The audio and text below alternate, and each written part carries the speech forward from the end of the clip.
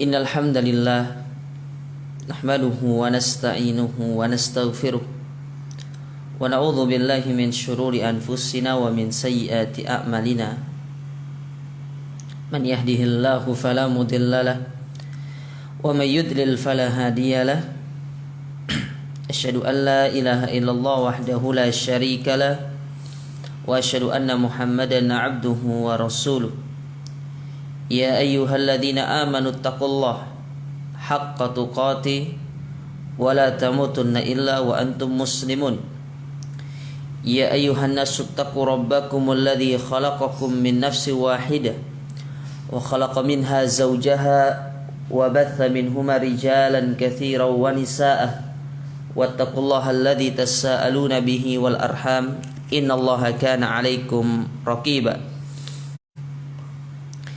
Ya ayyuhalladzina amanu taqullaha wa qulu qawlan sadida yuslih lakum a'malakum wa yaghfir lakum dhunubakum wa man yuti'illaha wa rasulahu faqad faza fawzan 'azima.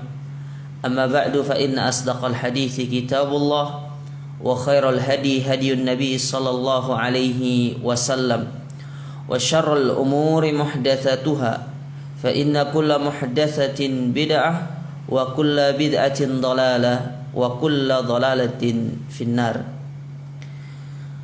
Ma'asyiral muslimin wal muslimat, para ikhwan dan akhwat, para jamaah kajian Komering yang dirahmati dan dimuliakan oleh Allah Subhanahu wa taala. Mengawali pertemuan kita pada pagi hari yang berbahagia ini, maka tidak ada kata yang pantas untuk kita panjatkan melainkan senantiasa kita bersyukur kepada Allah Azza wa Jalla atas segala kenikmatan yang Allah anugerahkan kepada kita hingga detik ini. Nikmat iman, nikmat Islam, nikmat waktu luang, nikmat kesempatan untuk terus kita menuntut ilmu syar'i di tengah kondisi pandemi yang melanda negeri kita saat ini. Dan kita berdoa kepada Allah Ta'ala, semoga Allah Subhanahu wa Ta'ala senantiasa menjadikan kita sebagai hamba-hamba yang terus bersyukur atas segala kenikmatan yang Allah anugerahkan kepada kita. Nabi SAW mengajarkan kita satu doa, yang mana doa ini hendaklah senantiasa kita amalkan, hendaklah senantiasa kita panjatkan, di mana Nabi SAW bersabda, Allahumma a'inni ala dzikrika wa syukrika wa husni ibadatik. Ya Allah, aku memohon pertolongan kepadamu untuk senantiasa bisa terus berzikir kepadamu, mengingat engkau, beribadah kepadamu.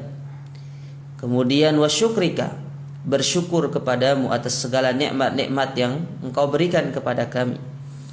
Dan yang paling penting adalah wa husni ibadatik, dan senantiasa memperbaiki amal ibadah yang kami kerjakan dan semata-mata kita membangunnya di atas keikhlasan. Oleh karena itu, para jamaah yang dirahmati dan dimuliakan oleh Allah, jadilah kita hamba yang senantiasa bersyukur, karena sejatinya manfaat syukur itu kembali kepada diri kita pribadi. Para jamaah yang dirahmati dan dimuliakan oleh Allah, kembali kita akan melanjutkan pelajaran kita. Masih kita membaca salah satu tulisan dari Syekhul Islam Muhammad ibn Abdul Wahhab rahimahullahu ta'ala, yaitu Al-Usul Ats-Tsalatsa, 3 landasan utama atau 3 pilar pokok atau 3 pertanyaan kubur yang akan ditanyakan oleh 2 malaikat tatkala kita dimasukkan ke dalam kubur kita kelak, ketika kita telah meninggalkan dunia yang fana ini.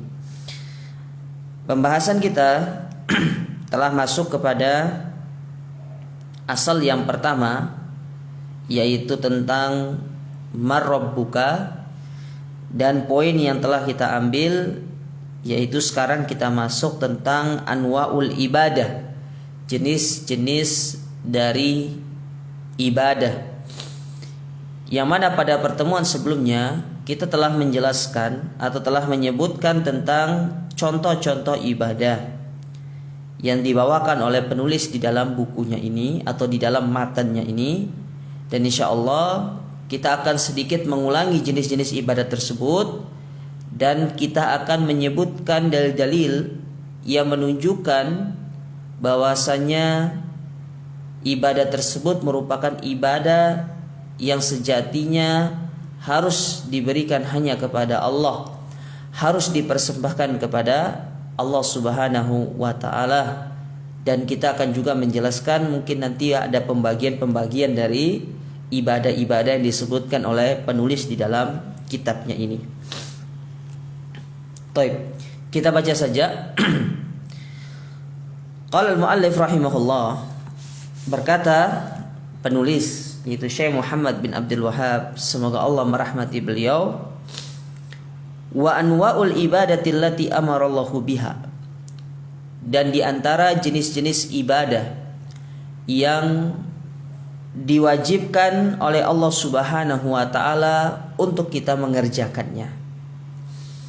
Mislu, contohnya al-Islam wal iman wal ihsan, yaitu Islam, rukun-rukun Islam, iman, rukun-rukun iman, dan juga ihsan, yaitu al-ihsan. Yang mana ketiga perkara ini bisa didapatkan di dalam hadis Jibril yang diriwayatkan oleh Umar ibn Khattab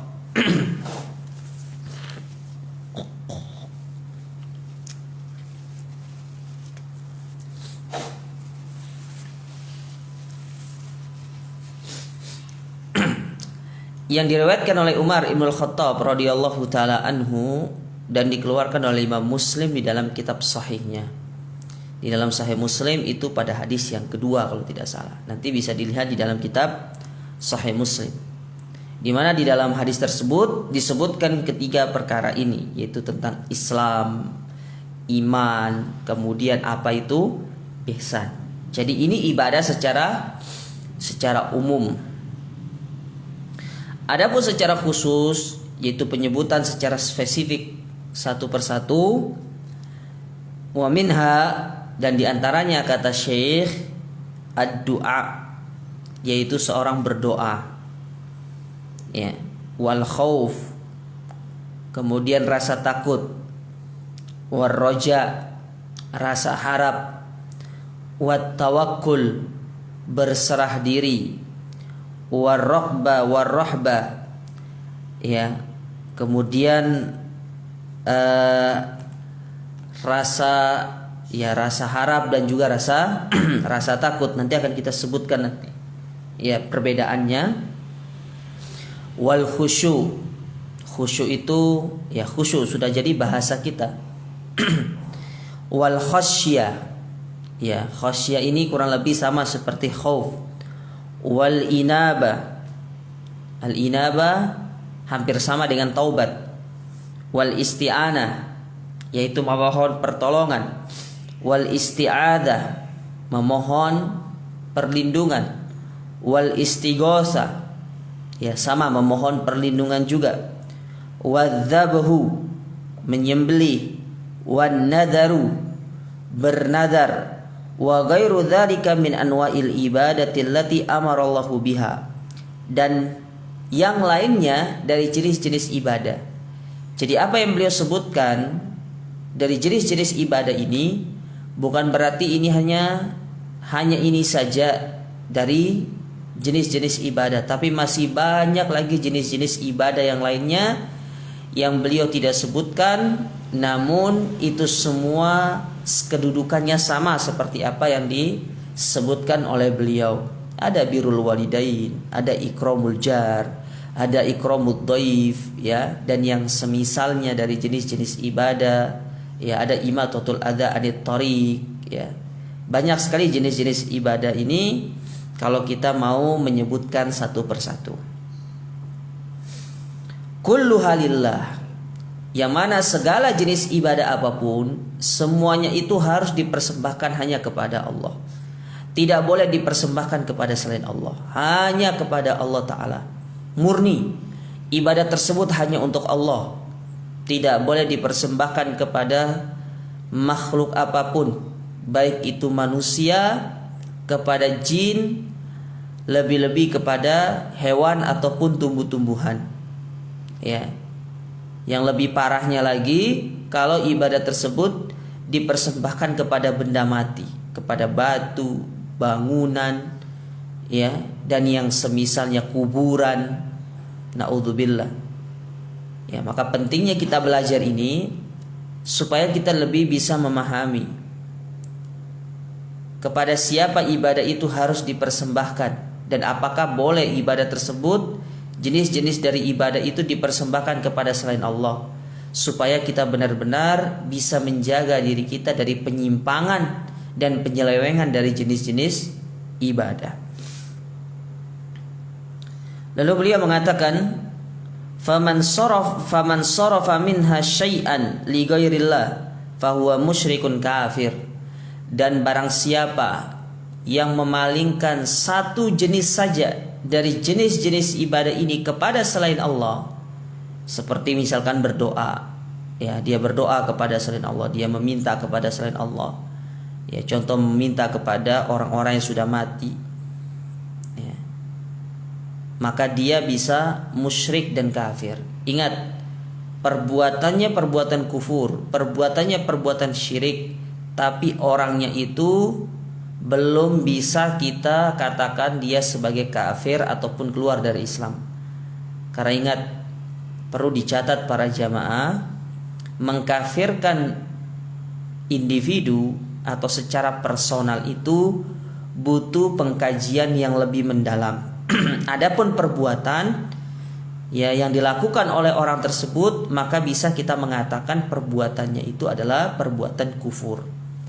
Ya, contoh misalkan tadi ada orang, kita lihat dia beribadah, dia berdoa misalkan kepada jin, ya, dia berdoa kepada orang yang sudah mati, kepada kuburan. Kita katakan berdoanya dia kepada kuburan ataupun jin tersebut itu perbuatan kufur. Tetapi orang yang berdoa itu belum bisa kita katakan kufur sampai ditegakkannya hujjah. Ya, semoga ini bisa difahami. Karena ingat, berat masalah kafir mengkafirkan ini, tidak mudah. Ya, ketika kita sudah salah di dalam mengkafirkan seseorang, itu bisa berakibat fatal. Ya.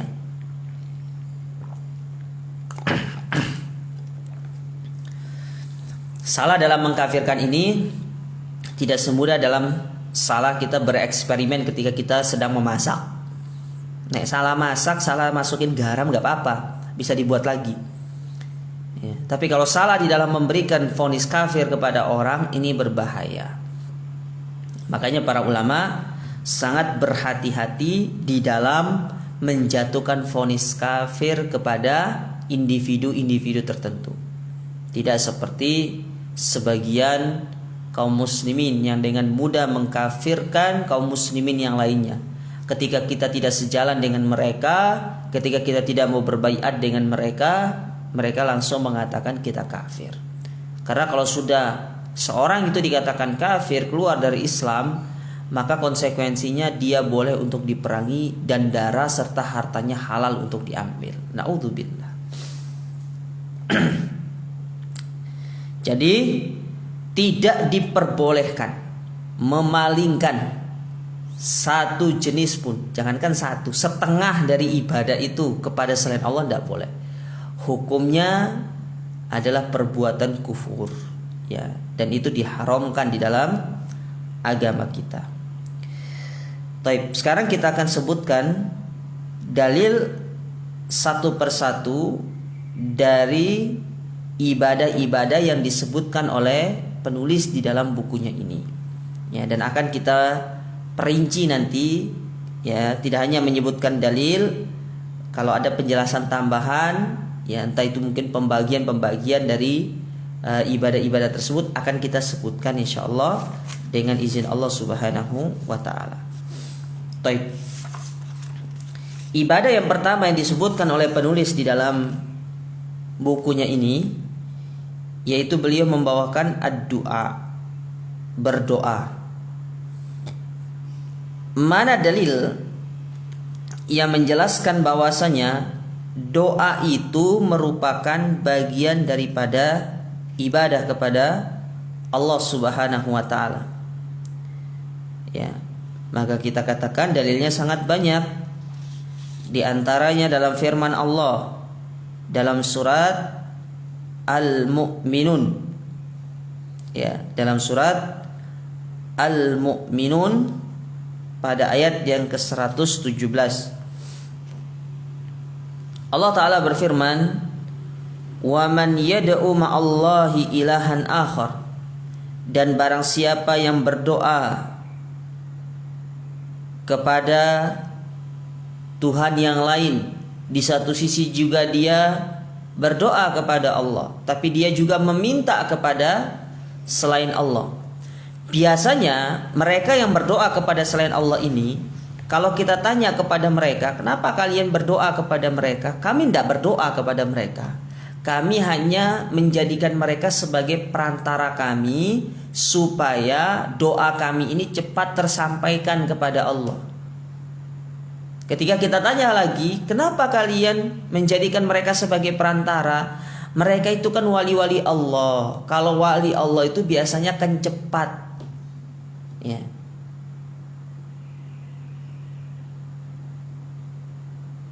Maka kita katakan, mereka yang menjawab seperti ini, itu pada dasarnya mereka mempersamakan antara Allah dengan makhluk.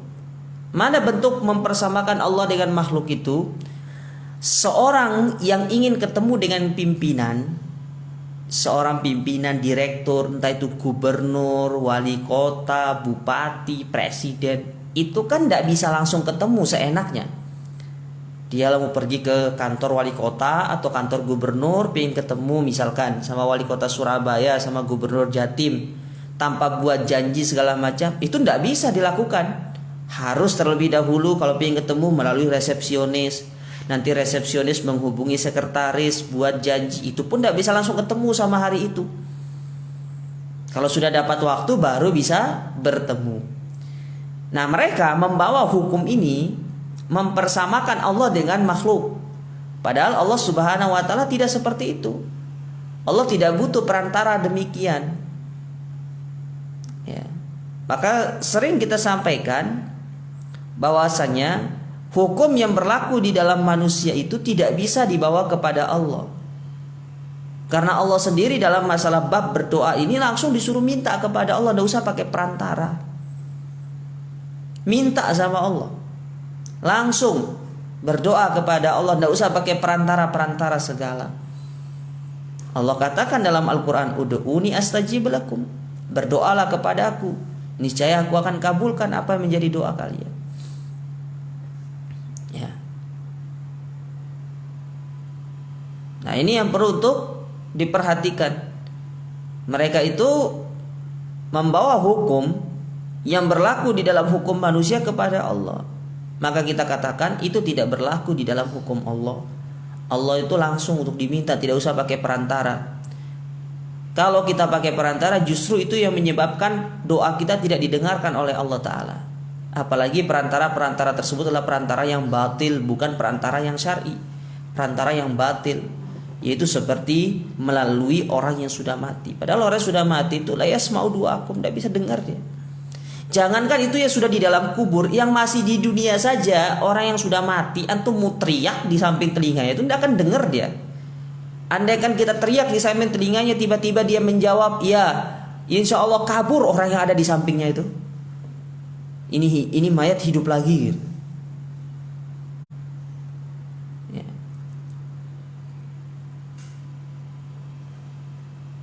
Apalagi ini sudah dimasukkan ke dalam kubur. Wong kita saja di dunia kalau kita berbicara dengan orang dan di situ ada pembatas, satunya di belakang tembok yang satu, satunya di belakang tembok yang satunya, itu tidak akan dengar. Lah ini sekarang bagaimana kalau sudah masuk di dalam kubur, sudah beda alam, tidak akan didengar. Ya. Maka tidak ada mekanisme demikian kalau ingin meminta kepada Allah. Langsung berdoa sama Allah, angkat kedua tangan kita. Tapi tentu dengan memperhatikan adab-adab di dalam kita berdoa. Nanti akan kita sebutkan adab-adab di dalam kita berdoa. Ya, karena terkadang kenapa doa kita tidak didengarkan sama Allah? Banyak di antara kita yang doa itu asal doa, lupa. Ya, kalau ada adabnya. Kita saja kalau mau minta sesuatu kepada pimpinan kita harus pakai prolog terlebih dahulu, harus pakai mukaddimah segala macam. Ya, itu sesama manusia. Kenapa kok sama Allah tuh bisa langsung tembak? Ya, ini yang perlu untuk kita perhatikan. Nanti akan kita sebutkan ya ketika kita membahas lebih dalam masalah doa ini. Jadi Allah Ta'ala berfirman di dalam surat Al-Mu'minun ayat yang ke-117, "Wa man yad'u ma'allahi ilahan akhar." Dan barang siapa yang berdoa kepada selain Allah, di satu sisi dia juga berdoa kepada Allah, la burhana lahu bihi, maka tidak ada burhan, ya, tidak akan ada petunjuk baginya, ya, tidak akan ada bukti baginya nanti kelak. Fa innama hisabuhu inda rabbi, dan sesungguhnya hisabnya di sisi Rabbnya, innahu la yuflihul kafirin, dan sesungguhnya la yuflihul kafirun, dan sesungguhnya tidak akan beruntung orang-orang yang kafir. Ya. Jadi tidak boleh kita berdoa meminta, ya, memohon hajat kita kepada selain Allah, kepada sesama makhluk, entah itu kepada manusia, kepada jin, ataupun kepada yang lainnya. Tidak diperbolehkan, karena ini termasuk perbuatan yang kufur dan menyebabkan Allah Subhanahu wa taala marah dan murka kepada kita.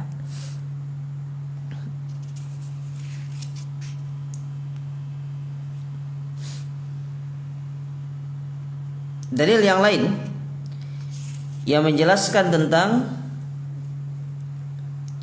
bahwasanya doa itu termasuk ibadah, yaitu dalam surat Ghafir pada ayat yang ke-60. Allah Ta'ala berfirman, wa qala rabbukum ud'uni astajib lakum, dan berkatalah Rabb kalian, ud'uni, berdoalah kepadaku, aku akan kabulkan. Innal ladzina yastakbiruna an ibadati, dan sesungguhnya orang-orang yang enggan untuk beribadah kepadaku, saya dahuluna jahannama dakhirin, mereka kelak akan dimasukkan ke dalam neraka jahanam yang penuh dengan kehinaan di dalamnya. Perhatikan ayat yang mulia ini. Pada penggalan pertama Allah mengatakan apa? Wa qala rabbukum ud'uni astajib lakum. Allah menggunakan kata ud'uni, artinya berdoalah kepadaku. Ya. Ketika di penggalan ayat yang kedua atau kalimat yang kedua, Allah tidak mengulang kata doa itu, tapi Allah menggantinya dengan kata apa? Innal ladzina yastakbiruna an ibadati, menggunakan kata ibadah. Kata para ulama, ya, Allah ingin menunjukkan kepada kita bahwasanya doa itu bagian daripada ibadah, sehingga digantilah kata doa itu dengan ibadah pada penggalan berikutnya dari ayat tersebut. Ya. Harusnya kalau mengikuti apa yang disebutkan di awal oleh Allah Ta'ala, maka bunyi ayatnya innal ladzina yastakbiru an du'ai. Ya. Tetapi Allah ingin menyebutkan bahwasanya doa itu bagian dari ibadah, maka Allah menggunakan lafaz ibadah. Ya. Maka dikatakan oleh para ulama tafsir bahwasanya ayat ini adalah ayat yang secara tegas menjelaskan kepada kita doa itu adalah ibadah, dan doa itu tidak boleh diselewengkan dan disimpangkan kepada selain Allah. Bahkan dengan ancaman yang sangat berat, orang yang enggan untuk beribadah kepadaku, artinya enggan berdoa hanya kepadaku tapi berdoa juga kepada selainku, kata Allah Ta'ala, kelak nanti di akhirat dia akan dimasukkan ke dalam neraka dengan penuh kehinaan di dalamnya. Na'udzubillah. Ya. Padahal Allah di sini sudah memberikan sebuah jaminan kepada kita, sebuah garansi. Ya. Anda berdoa, Allah kabulkan. Tapi masalahnya kita tidak mau berdoa sama Allah Ta'ala. Padahal doa itu gratis, jemaah. Doa itu gratis. Ya balas kalau kata orang Saudi itu. Balas, gratis, tidak pakai biaya. Dimanapun boleh melakukannya selama itu tempat yang tidak dilarang. Dalam waktu apapun, kondisi apapun, bahkan Allah siapkan waktu-waktu yang terbaik untuk kita berdoa. Tapi masih banyak juga di antara kita yang tidak mau melakukan ibadah yang gratis ini. Ya. Padahal semakin banyak kita berdoa tidak ada ruginya. Berarti semakin banyak tabungan kita di akhirat kelak. Ya. Semakin banyak kita meminta kepada Allah, itu justru Allah semakin senang. Kenapa? Berarti kita semakin butuh kepada Allah, dan Allah sangat senang kepada hambanya yang sangat butuh kepadanya. Ya. Maka perbanyak berdoa. Ya, jangan pelit-pelit berdoa. Karena berdoa itu gratis. Bila perlu doakan orang lain. Doakan saudara kita, doakan keluarga kita, karib kerabat kita yang lainnya. Doakan, karena doa itu gratis, tidak memerlukan biaya. Ya, balas, tidak mengeluarkan fulus, bil fulus mulus, maafi fulus mampus. Ya. Taib. Itu dari Al-Quran. Dan masih banyak lagi sebenarnya ayat-ayat yang lain yang menjelaskan tentang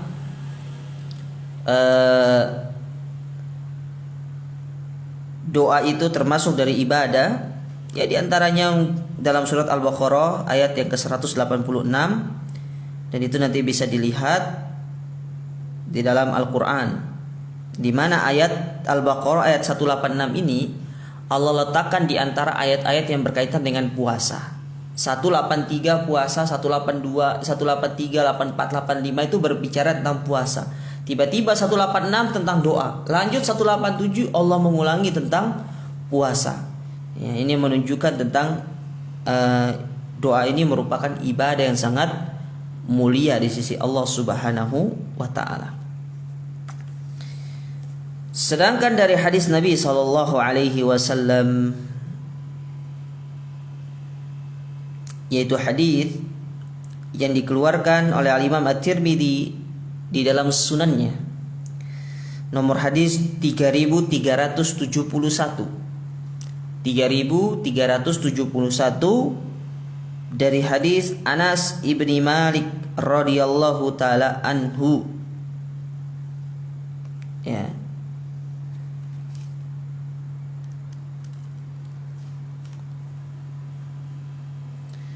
Hadis yang dikeluarkan oleh At-Tirmidzi dari sahabat Anas ibn Malik radhiyallahu taala anhu, bahwasanya Nabi alaihi salatu wasallam bersabda, ad-du'a'u mukhul ibadah. Doa itu bagian daripada ibadah. Namun hadis ini didhaifkan oleh Syekh Al-Albani.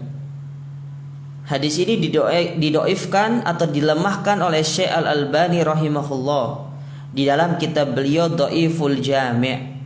Namun ada hadis yang lain yang menguatkan hadis ini, yaitu hadis yang dikeluarkan oleh Al-Imam Abu Dawud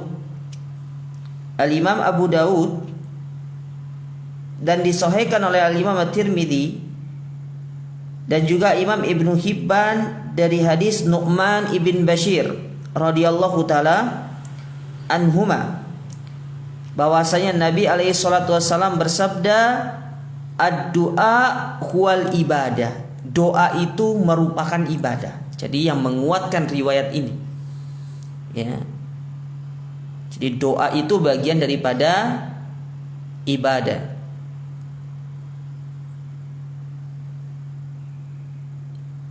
Maka ketika Nabi sudah mengatakan doa itu bagian dari ibadah, maka namanya ibadah itu tidak boleh disimpangkan kepada selain Allah Ta'ala. Taib. Ini dalil-dalil yang menjelaskan tentang doa itu merupakan salah satu dari jenis-jenis ibadah. Ternyata doa ini dibagi oleh para ulama menjadi dua bagian atau dua macam. Ya, ada dua macam doa. Jenis yang pertama disebut dengan du'aul mas'alah. Du'aul mas'alah. Apa doa masalah ini? Doa yang sifatnya permintaan. Ya, bukan masalah itu artinya cari masalah, enggak. Masalah dalam bahasa Arab itu permintaan. Ya. Tapi kalau masalah dalam orang India itu garam. Iya, garam ya, garam masalah katanya. Ya. Wallahu alam juga, saya bukan orang India soalnya. Ya. Jadi du'aul mas'alah. Du'aul mas'alah, doa yang sifatnya permintaan. Ya. Doa yang sifatnya permintaan. Apa maksudnya? Wa huwa at-talabus sharih, yaitu doa yang ucap permintaan secara jelas. Mana contohnya? Seperti seorang hamba mengatakan, seperti kita yang mengatakan Allahumma gfirli, ya Allah ampunilah aku. Ya, itu doa masalah namanya. Artinya kita memohon permintaan kita kepada Allah berupa ampunan.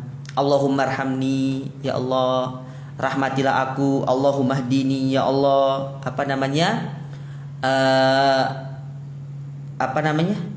berikanlah aku petunjuk. Allahumma zukni zaujatan solihatan, ya Allah berikanlah, anugerahkanlah kepadaku istri yang soleha, ya gitu. Kalau minta lagi istri-istri yang soleha juga nggak apa-apa, ya kan? Ya. Ya, itu namanya doaul mas'alah, doa permintaan yang ucapannya secara tegas meminta kepada Allah.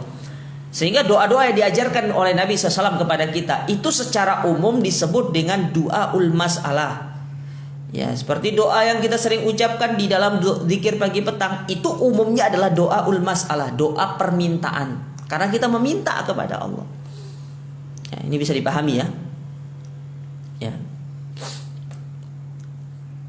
Baik itu di dalam Al-Quran juga banyak. Rabbana la tuzigh qulubana ba'da idh hadaitana wa hab lana min ladunka rahmah innaka antal wahhab. Itu doaul mas'alah namanya. Rabbana arinal haqqo haqqo atau Rabbana atina fid dunya hasanah. Itu juga doaul mas'alah. Ya, doa yang sifatnya permintaan. Ya. Seperti firman Allah yang sering kita ulang-ulang setiap hari, minimal 17 kali sehari semalam, yaitu ihdinas siratal mustaqim. Ya Allah, tunjukkanlah kami jalan yang lurus. Nah, ini namanya doaul mas'alah, yaitu kita meminta kepada Allah hidayah supaya kita ditetapkan hidayah.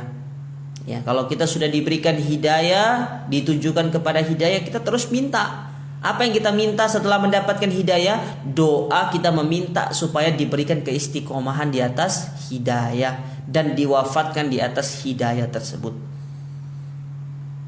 Makanya kita terus mengulang-ulangnya. Ya, makanya kalau baca Al-Fatihah itu jangan seperti orang lari maraton. Gimana orang lari maraton? Ya, bismillah awalnya saja yang jelas. Bismillahirrahmanirrahim. Ya, setelah itu satu nafas. Alhamdulillahirabbil alamin. Nah, ini tidak jelas seperti ini. Ya, padahal di dalam Al-Fatihah itu ada sebuah doa yang kita panjatkan. Ya. Kita sedang meminta kepada Allah. Maka mintalah dengan cara yang terbaik. Kemudian yang kedua,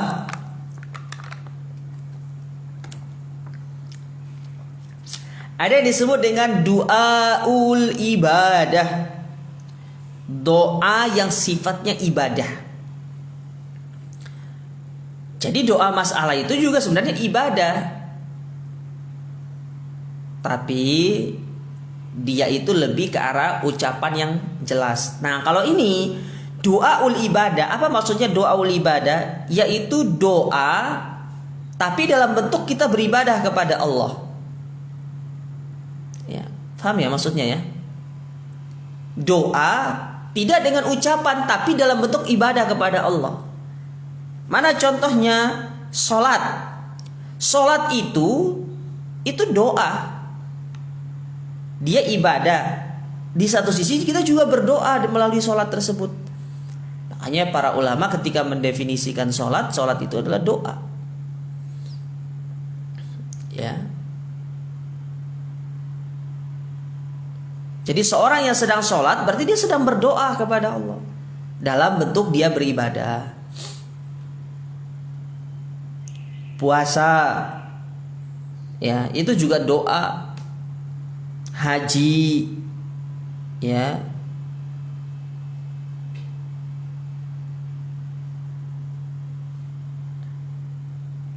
Dan ibadah-ibadah yang lainnya. Nah, kenapa ibadah ini dikatakan sebagai doa? Ya, kenapa kok ibadah yang dilakukan oleh seorang hamba berupa sholat, puasa, haji, zakat, sedekah, birrul walidain dan yang semisalnya dari ibadah-ibadah itu dikatakan sebagai doa li'annal abda taliban atau li'annal abda talibun lis-shawab. Karena seorang hamba ketika dia melakukan ibadah tersebut mereka mengharapkan pahala. Apa yang kita harapkan dari ibadah yang kita lakukan? Tentu jawabannya adalah pahala. Ya. Nah, inilah yang membedakan antara ibadah itu bukan atau tidak. Ketika seorang mengharapkan pahala berarti dia ibadah. Tapi ketika seorang mengharapkan selain pahala, ya, maka dia bukan ibadah. Nah, ini yang perlu untuk harus direnungkan. Ya, jangan sampai kita ibadah ini mengharapkan selain pahala di sisi Allah. Ya, jangan mengharapkan wajah selain wajah Allah. Kadang saya heran sama orang-orang ini. Kenapa kok mengharapkan wajah selain wajah Allah Ta'ala? Mengharapkan wajah manusia, padahal wajahnya dia lebih ganteng daripada wajah manusia yang diharapkan itu. Ada orang ibadah tapi hanya mengharapkan jempol. Emang mau taruh di mana jempolnya? Ini sudah banyak jempol 2 itu.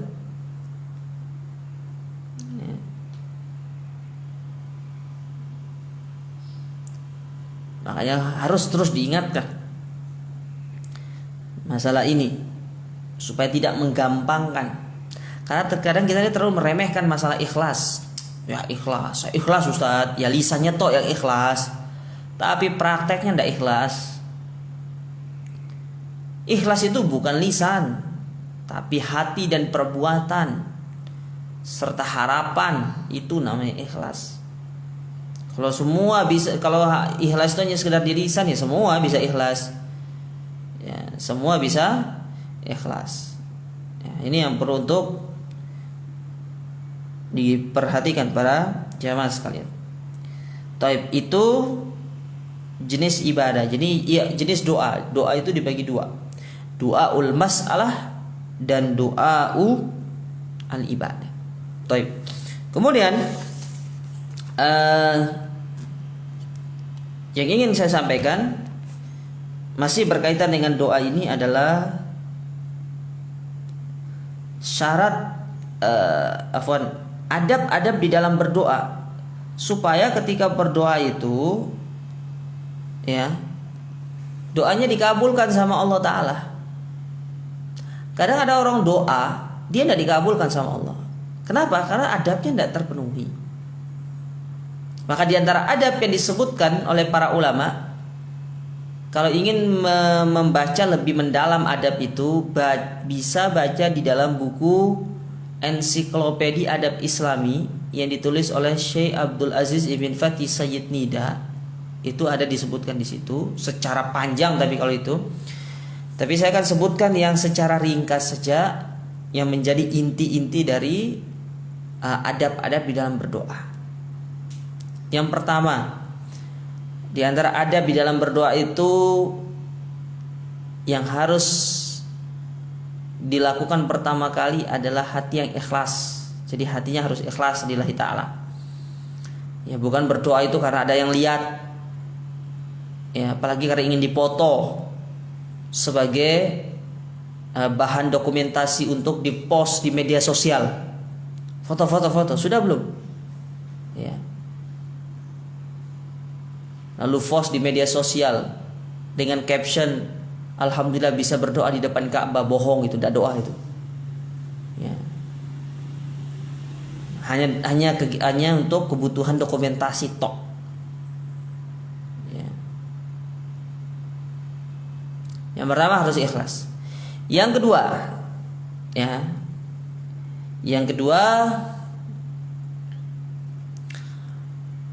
mulailah doa itu dengan memuji Allah dan bersalawat kepada Nabi.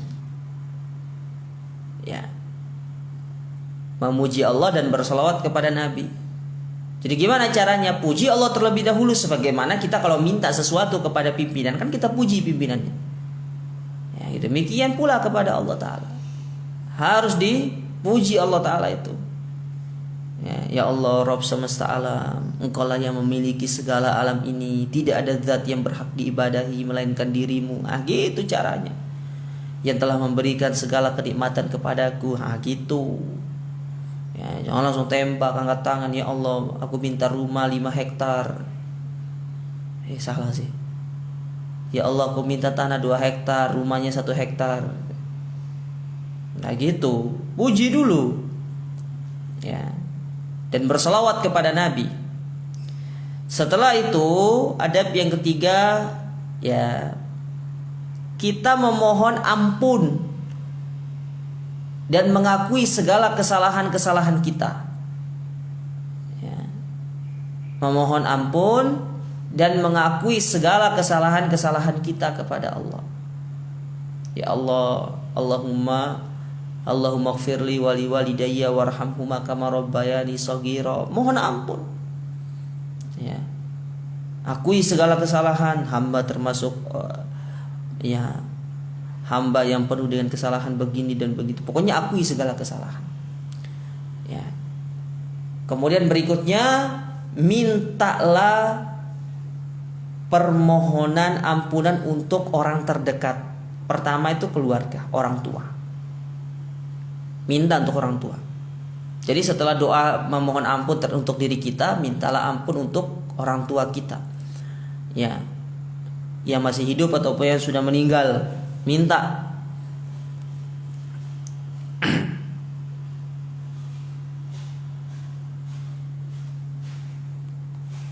Ya. Minta ampun. Nah, setelah itu barulah kita memohon apa yang menjadi hajat kita. Ya. Dan di dalam memohon hajat ini, usahakan memohonnya itu jangan terlalu bahasanya ya. Contoh nih, saya contohkan saja ya. Ya Allah, saya pingin sepeda motor gitu kan. Warnanya hitam, mereknya ini. Ya, yang ada ininya, perintilannya begini-begini. Nggak usah. Sebut aja kalau mau minta, ya minta sepeda motor gitu kan. Ya minta rumah gitu loh. Ya. Kadang ada orang berdoa itu terlalu berlebihan. Ya Allah, saya minta dianugerahi seorang istri tingginya 160 cm, kulitnya sawo matang, rambutnya agak lurus. Ya. Tidak panjang, tidak pendek, sebahu lah gitu kan. Ya. Ya nggak perlu, karena Allah yang paling tahu apa yang Allah Subhanahu wa taala akan berikan kepada kita.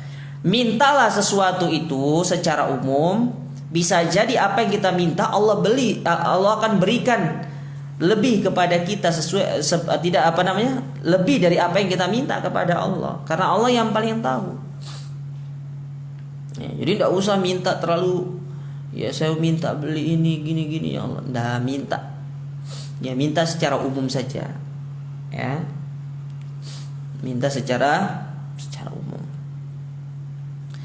Kemudian ya di dalam permintaan tersebut juga selalulah minta kebaikan akhirat, kebaikan dunia dan hari akhirat. Nah itu diantara adab. Nah setelah kita sudah minta apa yang menjadi permohonan kita tutup doa kita lagi dengan kita memuji dan bersalawat kepada Nabi SAW. Memuji Allah dan bersalawat kepada Nabi. Kalau tadi kita awali dengan pujian dan sholawat, maka ditutup pula dengan pujian dan sholawat. Ya. Kemudian ada berikutnya, kalau bisa menangis. Ya. Kemudian ada berikutnya, di antara adab dalam berdoa itu manfaatkan waktu-waktu mustajab di dalam kita berdoa. Manfaatkan waktu-waktu mustajab di dalam kita berdoa, dan waktu-waktu mustajab itu sangat banyak. Kemudian ada berikutnya, ini yang tak kalah penting, jauhkan diri dari perbuatan-perbuatan maksiat dan dosa. Ya. Karena di antara sebab terhalangnya doa itu karena perbuatan maksiat dan dosa yang dilakukan oleh seorang hamba. Ya. Kemudian ada berikutnya, ya, ini saya tambah lagi satu aja. Nanti kalau mau panjang lebar silahkan baca di buku ensiklopedia adab Islami. Itu sudah diterjemahkan. Warna covernya hijau kalau nggak salah, 2 jilid. Ya, silahkan dibeli di toko buku, bukan toko kue, apalagi toko baju. Ya, terbitan Pustaka Imam Syafi'i kalau tidak salah, warna hijau. Nanti bisa dibeli ya. Ya, banyak di Ampel sana kan ada banyak toko buku itu. Beli online juga bisa kalau misalkan takut keluar. Ya, sekarang kan gampang beli online. Beli aja, bagus buku itu karena menjelaskan tentang adab secara terperinci. Nah, yang terakhir ini, jauhkan diri dari makanan-makanan yang haram. Ya, intinya dari harta haram lah ya. Karena harta yang haram ini berpengaruh terhadap dikabulkannya doa. Nabi SAW pernah menceritakan tentang seorang yang melakukan perjalanan jauh, ya, kehabisan bekal. Pokoknya sudah as-ash akbar, dia sudah kucel, rambutnya sudah penuh dengan pasir. Pokoknya kondisinya sudah sangat mengenaskan. Lalu dia mengangkat kedua tangannya ke langit seraya berdoa, memohon kepada Allah, merengek-rengek kepada Allah. Kata Nabi, secara syarat orang ini harusnya sudah dipenuhi doanya sama Allah, harusnya sudah dikabulkan. Tapi ternyata doanya tidak dikabulkan. Kenapa? Ada penghalangnya. Apa penghalangnya? Nabi SAW sebutkan, wa mashrabuhu haram, wa mat'amu haram, wa malbasu haram, wa ghudhiya bil haram, fa anna yustajabulah. Ternyata ya makanannya haram, minumannya haram, kemudian pakaiannya haram, dan dia itu tumbuh dari hasil yang haram. Bagaimana Allah akan kabulkan? Ya, bagaimana Allah akan mengabulkan doanya? Ya, sehingga ini pentingnya seorang suami kalau pulang bawa harta yang halal, jangan yang haram sedikit, tak apa-apa, halal tapi berkah, daripada banyak haram. Itulah yang menyebabkan nanti doa-doa kita tidak didengarkan. Istri pun demikian, ya, nasihati suami, Pak kalau pulang bawa yang halal aja, jangan dibawa yang haram. Kami tidak butuh banyak kalau haram, sedikit tidak masalah, yang penting halal. Lebih-lebih kalau bisa banyak dan halal, itu lebih bagus. Ya, tapi kalau tidak bisa ya sudah, cari yang sedikit, tidak apa-apa, tapi halal berkah, itu lebih baik. Ya, karena itu berdampak nanti kepada doa kita. Kenapa doa kita tidak dikabulkan sama Allah? Salah satunya mungkin itu. Ya. Karena selama ini kita hidup dari harta yang haram. Nah, ini penjelasan berkaitan dengan doa.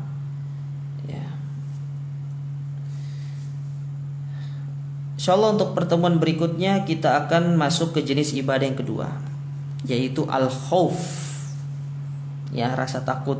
Jadi kita jelasin satu-satu ibadah ini lumayan ya, satu pertemuan ya, semoga cepat selesai karena memang panjang penjelasannya para jamaah sekalian ya, dan kita memang harus memahami dengan sebaik-baiknya supaya tidak salah di dalam melakukan ibadah tersebut kepada Allah Subhanahu wa taala. Tapi sampai di sini dulu kajian kita. Ya, kalau mungkin ada yang ingin bertanya, monggo kami persilahkan. Wallahu taala a'la wa alam.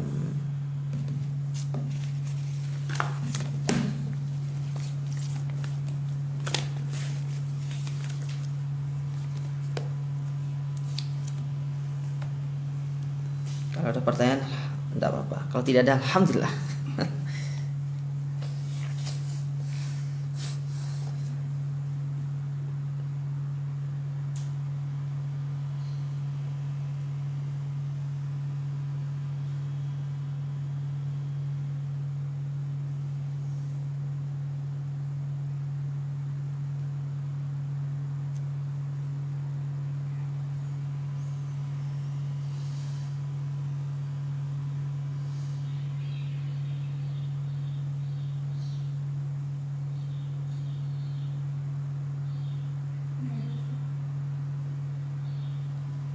Tidak ada pertanyaan.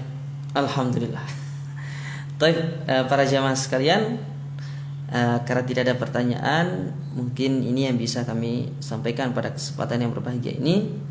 Dan insyaallah kita lanjutkan kajian kita pada pertemuan berikutnya. Ya, tetap stay tune terus ya di kajian Komering ya, karena penjelasan dari ibadah ini masih sangat panjang dan perlu untuk kita pahami dengan sebaik-baiknya. Wallahu taala alam. Kita akhiri dengan doa kafaratul majlis. Subhanakallahumma rabbana bihamdika asyhadu an la ilaha illa anta astaghfiruka wa atubu ilaik. Wassalamualaikum warahmatullahi wabarakatuh.